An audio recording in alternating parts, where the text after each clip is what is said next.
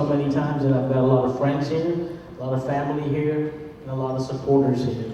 So first, thank you guys for everything that you've done. Do a little more than that. Okay, and then of course I have Mehul here, one of my previous officers, who's sort of been a very strong guide to what we were able to accomplish over the last 3 years. And again, thank you for that, Mehul.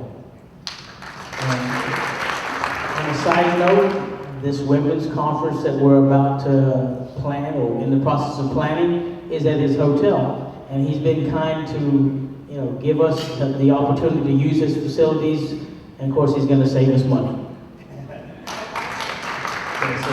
Thank you, Mehul. So, as you've heard over the last 3 years, we're on this path of making AAHOA more professional. We're taking it to the next level. We have all the new infrastructure in place. We have a lot of new staff members in place. And we're well on our way to reaching the 15,000 member mark this year. 15,000 members hopefully by the end of the year, and hopefully beyond that. And we just look forward to continuing to grow. AAHOA is an organization that represents the members. It represents the hotel owners in the industry. And we're the only hotel owners organization within the world with this many members and truly focused on just one group, the hotel owner. We do work with like-minded associations such as THNLA, AHNLA, and many other coalition partners when we work on issues that basically impact us as hotelers within this industry. And we're going to continue down that path. And with the help of the AAHOA board, we're going to make things happen, and we're going to continue to focus and remain focused on making you money, saving you money, and protecting your investments. Matter of fact, we're hearing now many of the people in the industry using these 3 slogans that, again, Mehul helped carve out in the industry. So it's really interesting when you start going to the different events. You hear different people echoing the same information that we're stating, and it's sort of enlightening that we're actually seeing that happening. So a couple initiatives that I want to just speak about briefly. 3 or 4 initiatives that I've taken on with the help of my board. We actually started on some of these initiatives last term. One big one that maybe you guys saw is, it's great to see this turnout that we have of our own members. But we started on a push to try to make sure that other industry folks actually end up coming to our meetings. Within our trade show, we had 30 to 40 members from the CDB who were registered to attend our conference. I believe we had over 400 registrants for this regional meeting, of which half were non-members. So the reason that's important, it's given us the ability to reach out to a different audience. While we also reach out to our own membership, we want to make sure that we become more relevant with the entire lodging industry, and those folks actually patronize our vendors, such as our greatest vendor here, Mr. Fahim Khan, Chase Payment Tech. Had to give you a plug there. Appreciate everything that Chase Payment Tech does. Of course, there are many other partners here, including Motel 6, who we had a meeting with G6 today. But again, the benefit to this initial program is more people coming in our trade show, more access to information, and at the end of the day, that helps us as AAHOA, and it helps us as an industry to continue to move forward. We're still continuing to work on our state-level watchdog program, which fortunately, Texas being one of the strongest partners we have, was already in place. But in the last few years, states such as mine, with North Carolina, we're continuously working with, I think New Jersey is one of the new ones we're working on. So we're continuing to create these partnerships at the state level, so that when you have an issue that happens at the state level, or even at a local level, we have the infrastructure in place to sort of address those issues. We just hired another individual in DC whose focus, and this individual named Brandon, what's the last name? Brandon, and his focus. Chairman. First of all, just want to let you know on our treasury report that our balance sheet has exceeded $10 million. So first time in AAHOA's history, we have exceeded $10 million. And that couldn't be done without the help of you guys. So give you guys yourself a nice round of applause. Thank you. So did everybody enjoy the trade show today? Great trade show out there? Did you guys get some valuable information from our vendors out there? Yes? Good, good. So that's why we try to set up these regional meetings and bring in all these vendor partners to help you guys save money, make money, and protect your investment. As Jimmy mentioned, we've had great relationships with Chase. Chase saves our members a great deal of money on credit card processing. Also, we just came in with a new partnership with MasterCard, as you saw on the screen earlier. That's a win-win for not only us, but as well as you guys. And then, again, he mentioned a vendor, but some of the other companies that we do great business with and we have great programs with, how many of you guys are Sam's Club members? Sam's Club? Did you know Sam's Club, every time you renew your membership, you get $10 back, and if you sign up for Sam's Club, you get $25 back. So that's a great savings there, as well as HBL. If you have signed a new agreement with HBL, you can save anywhere from $7 to $10 per room, per property, but just by signing a new agreement with HBL. UPS is another company where you can save 35% on shipping. If you guys UPS or FedEx, UPS is the way to go because you're saving money there as well.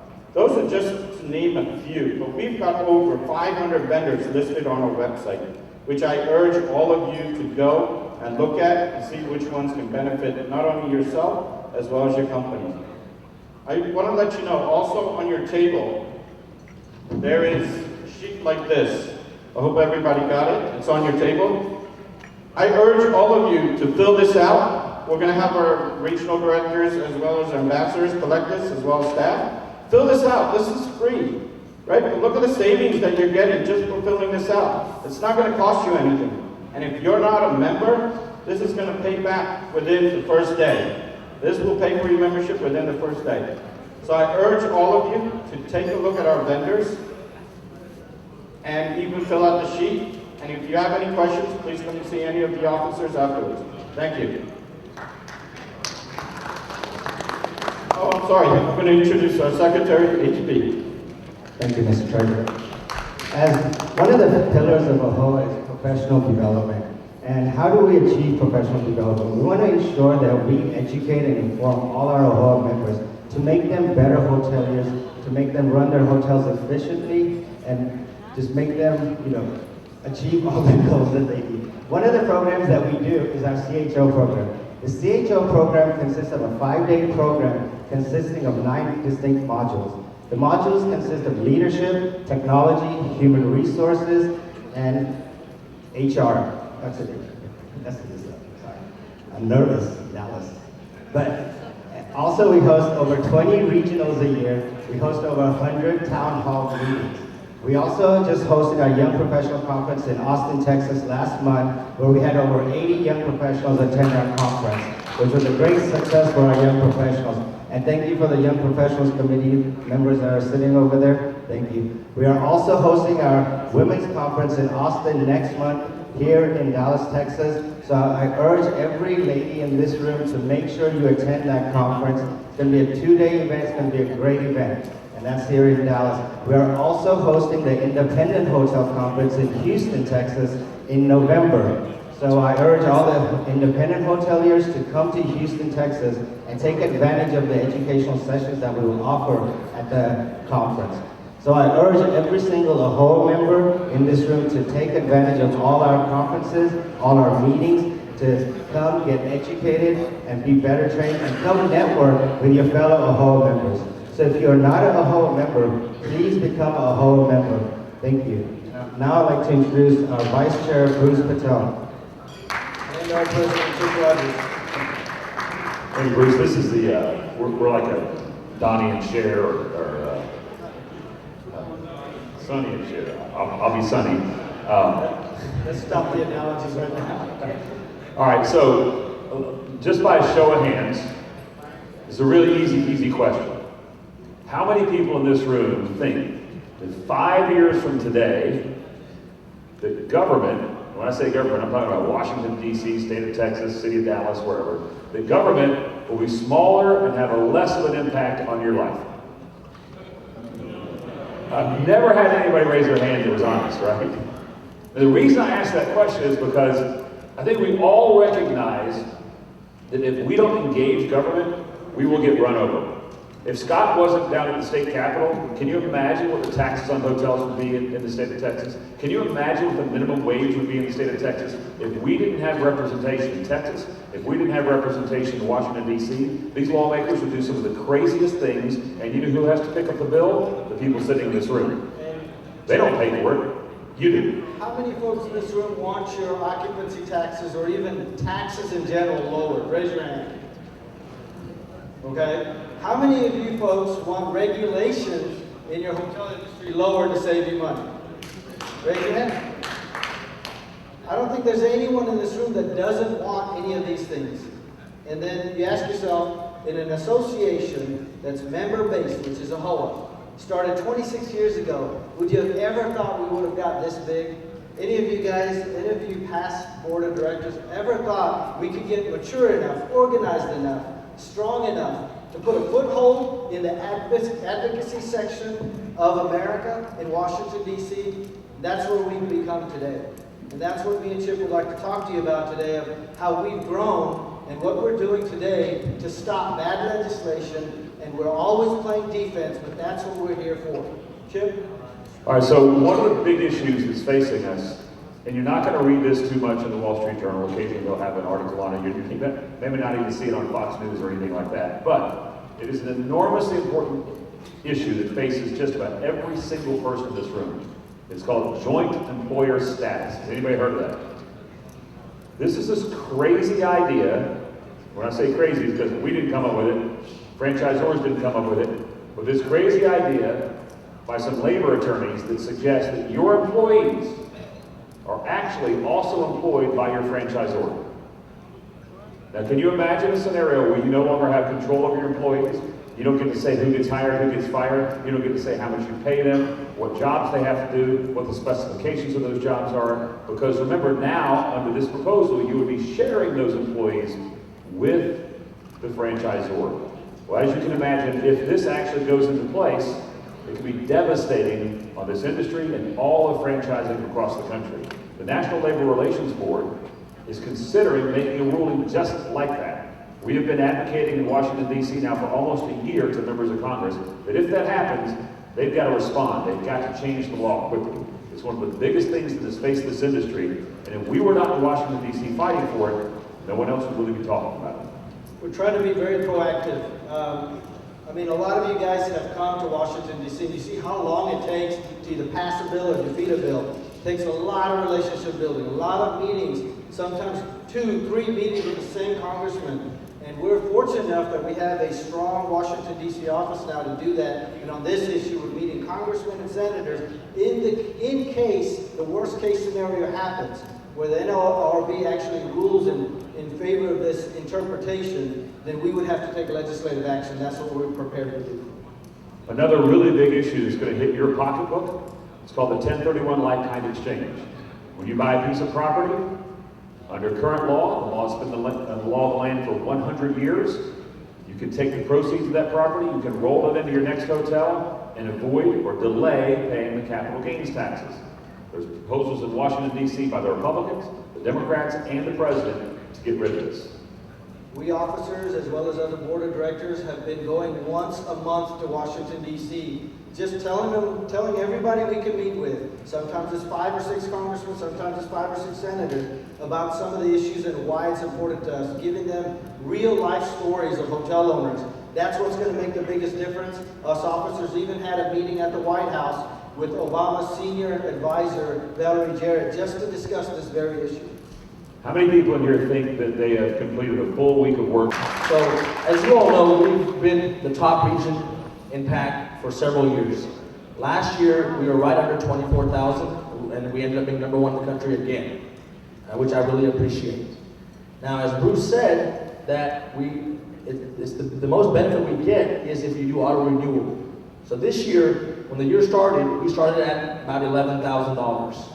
Right now, we're at $12,400 before today. So we had about 13,000 around that was not an auto renewal. So we appreciate what you all donate to the PAC, but it's most effective when it's an auto renewal. So I would like to go over a list that donated to the PAC today. Anand Patel, $365. Mayur Patel, he's already a patent owner, he just made it even 1,001. Nitin Patel, 101. Jay Patel, 101. Bipin Patel, 101. Nirmal Patel, 101. Kinnari Patel, 365. Anjali Patel, 365. Nisha Patel, 365. Urban Patel, 101.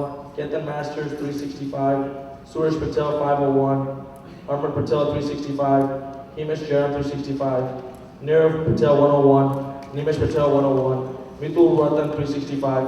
Pinaki Desai, 101. Amish Patel, 365. Jigar Patel, 101. Narayan Patel, 365. And Anand Patel, 264. So that, today we just raised around $5,300. Give them a round of applause. So that makes our total around right under 18,000. I want to let you know that we've already been surpassed by 2 regions as we speak today. Gary from Southeast, they're already at 24,000. South Central, sorry. And the Gulf region's about 19,000. We know our region has always backed us up, and we're very competitive. And I want to open up to the floor to see who else wants to donate to the PAC. As Scott had discussed earlier today, what he does to fight. He was kind enough to join us today, and he actually has a flight to catch. So we're going to do this rather quickly, and then I know if he has to run off, it's only because his plane's about to take off. And that's serious, it's 8:35 flight, right? All right, so how many of you have heard of the Texas hotel tax issue? Anybody?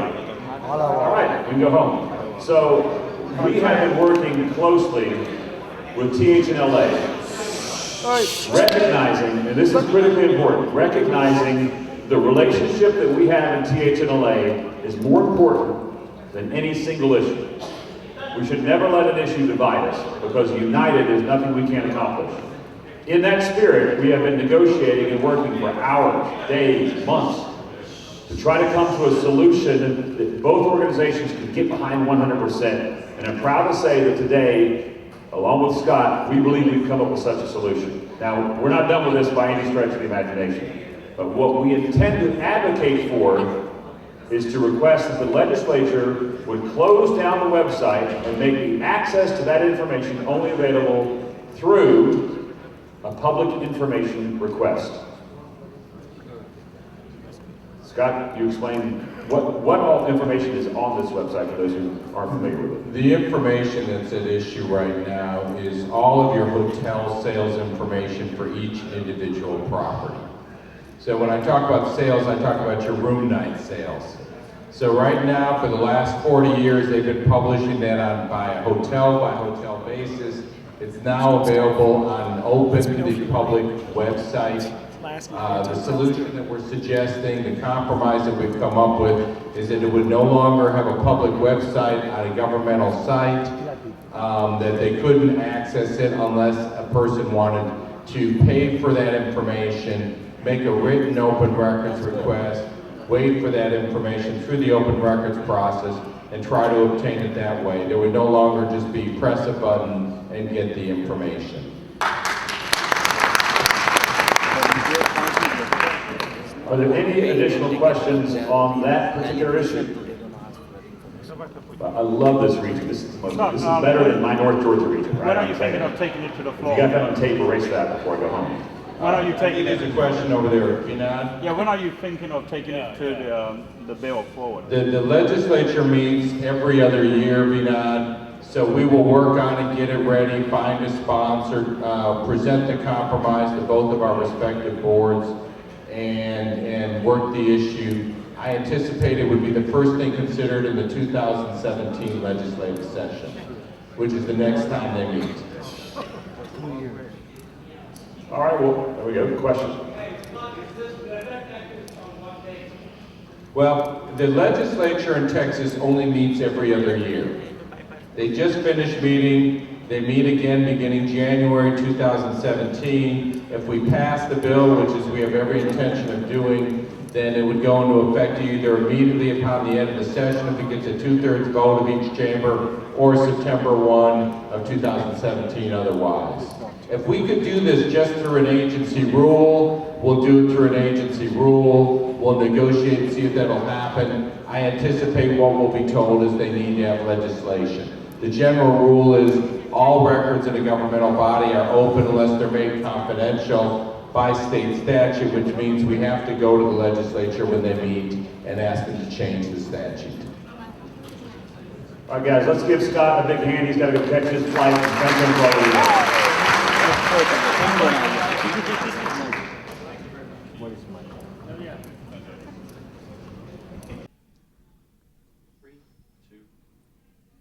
At the North Texas AAHOA Regional Conference in Dallas, Texas, we have with us Bruce Patel. Bruce is the vice chairman of AAHOA, very active also in the political advocacy. Bruce, tell us, you have a full-time office in Washington and you hired another staffer as well.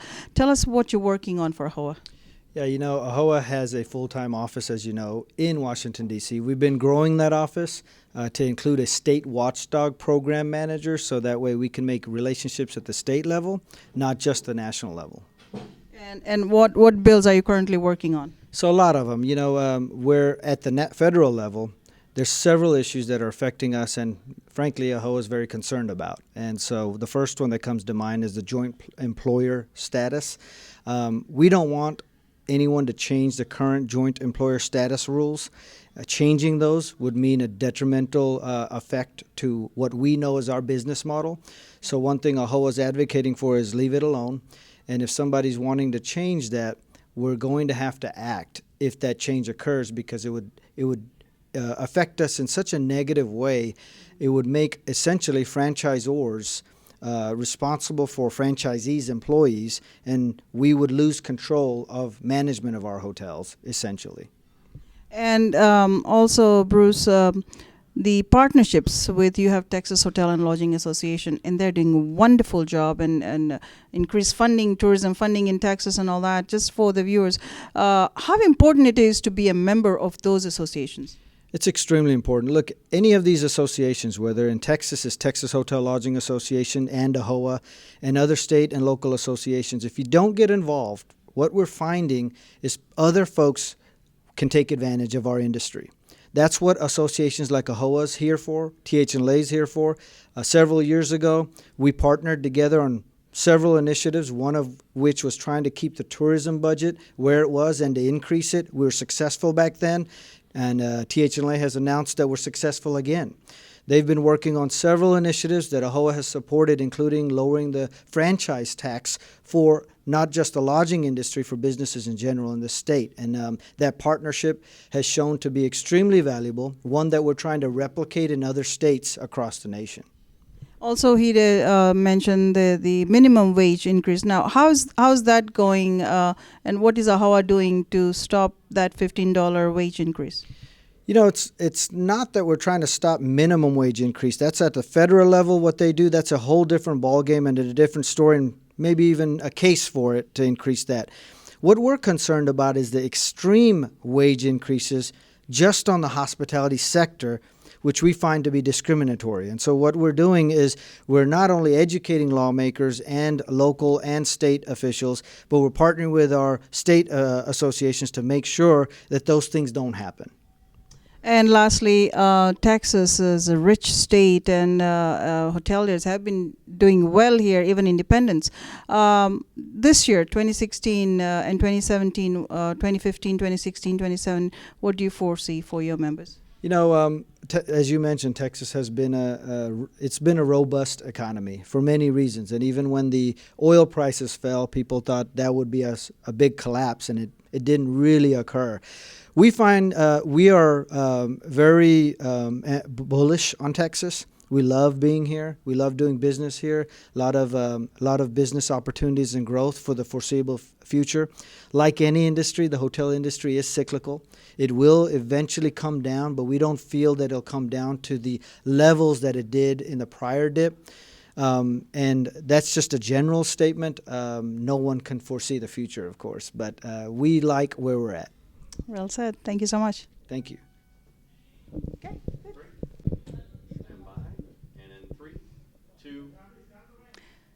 We have with us Biren Patel, North Texas Regional Director here. Biren, excellent turnout here. Your members really support this region. Tell me, first of all, the agenda for today.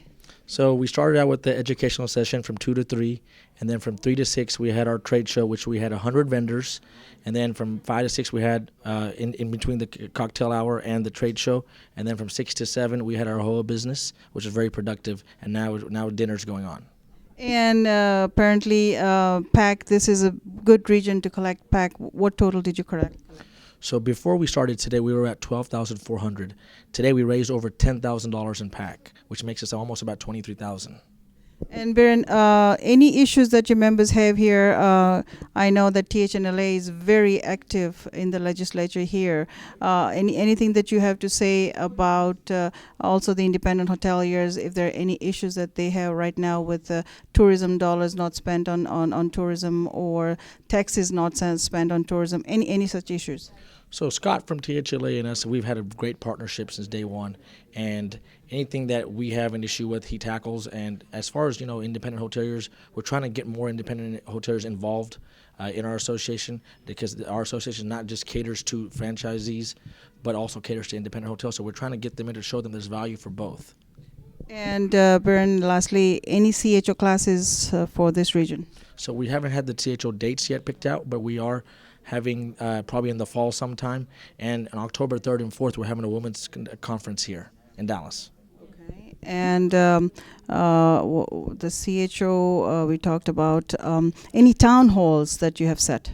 So the dates have not been set, but we're going to have town halls in West Texas, Midland, Lubbock, Odessa area, one in Amarillo, one in Longview, and one here in Dallas. Approximately how many members in this region? We have almost about between 700 to 800 members. Wonderful. Thank you so much. Thank you. Appreciate it. Great.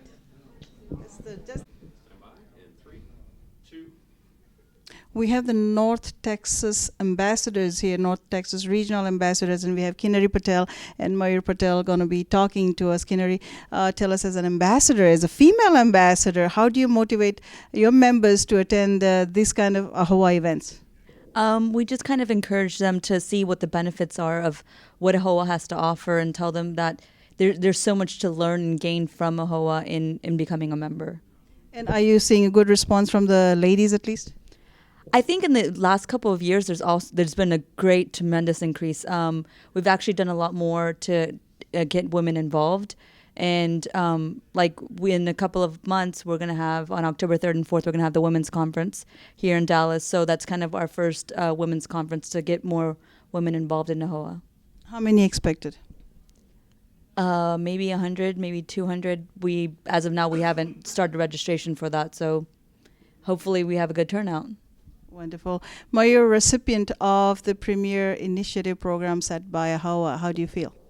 I feel excited, but I'm not interested in individual accolades. We all pushed each other to get as many registered as possible, and we're interested in a collective award. All of us, I hope, at the end of the year become Premier Ambassadors if our region has the most amount of pre-registered that actually came up to the regional convention and actually registered. Now, what did you do above and beyond your duties that you were chosen? Basically, all we had to do is get people to pre-register for this regional meeting, and all of us had the same goal, and we were all very close to each other. I probably only had one or two more than the next individual, but collectively, as I said, we want to be number one together rather than individually. Very humbly said. Thank you so much. Thank you.